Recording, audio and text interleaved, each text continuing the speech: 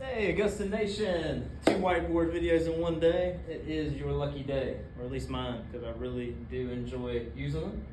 This video is specifically for Ivy. He's a franchisee, and he had asked for a video about what I would do if I was a solo operator just starting out. What are some of my tactics? What would I do if I had to do a solo operation and start it from the ground floor? So, number one, I would follow the systems that Augusta has in place. Those are super important. And for all of you that are listening that are not a part of the Augusta franchisees, the group, the solo operator model is a way that you can be a franchisee, kind of like you start out.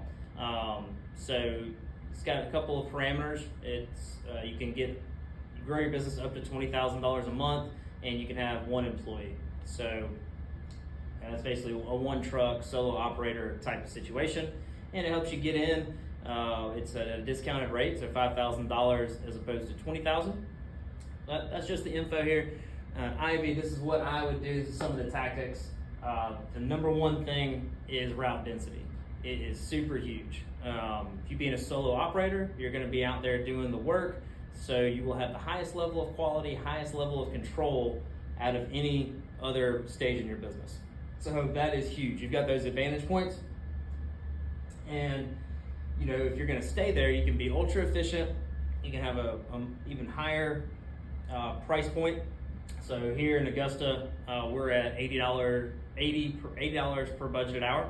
If I was going to stay a solo operator, I know getting to a level as far as just starting out, you need leads. So probably would start a little bit lower, just so I could get that lead flow in there, and then raise the prices if I was having trouble at the price that I started with. So that being said, route density is huge. I'd say 1 to 3 miles. If you could be on one road, I know here in Augusta, we have a big basis in Evans. So I'd probably pick William Few here in Evans, for those of anybody listening that knows the area. Several homes in that area, big neighborhoods, or even a place like Grovetown. Anywhere that there are a large number of homes all in a row and they're all cookie cutter, so not a whole lot of trees, debris to mess with, mature landscapes, just mowing the grass. So I would do that. I would pick smaller properties because you can be more competitive as far as you can have a higher hourly labor rate, but the price of the customer is not all that bad. For instance, like any property, I think 5,000 square foot or under is going to get a weekly price of here, I think like $55 or $60. So pretty economical, and you're still getting the $80 an hour. So small properties, that's just me personally. Depends on your market. If you've got no fences and you're averaging 10,000 square foot, obviously you would have to change your parameters there. Like I said, large cookie cutter neighborhoods, that's just my personal preference. You know what you're getting at whenever we'll get into the marketing. But if you're doing door hangers and wanting to put a price on there, or even if you're wanting to send large scale mailers with a price on there, you could pick neighborhoods that are all alike, and that way all the pricing is pretty similar. So with the marketing, I would door hangers, door knocking. When you're first getting started, knock on all the doors you have time for. Always hang door hangers every single time that you're in a neighborhood, and spend a good bit of time doing that if you don't have work. Every door direct mail, this kind of depends on your budget.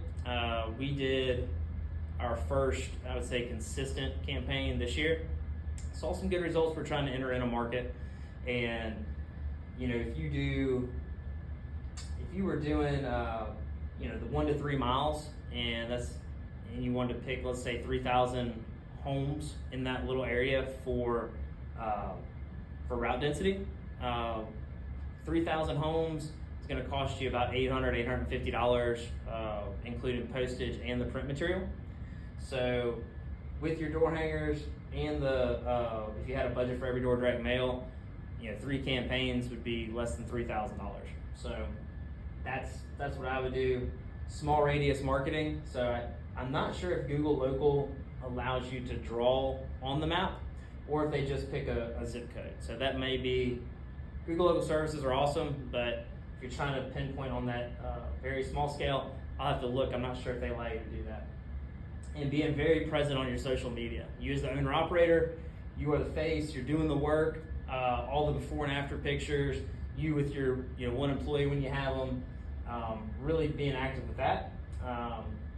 And if you're in Augusta Nation, even when our social media stuff gets back on, if you add to that, it only helps it out. So I'm a big offender. I don't think I do much social media posting at all, and I need to get better at that.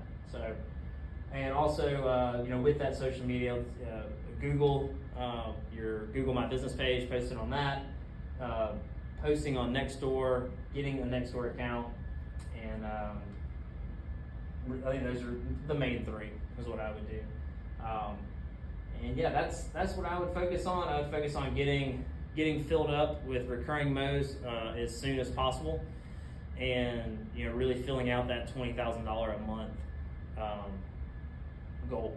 So I hope that helped. If there's anything else that you'd like to ask, and I'd love to make another video, anything involving the whiteboard is where it's at. But I hope that helped, Ivy, and I hope you have a great rest of the growing season.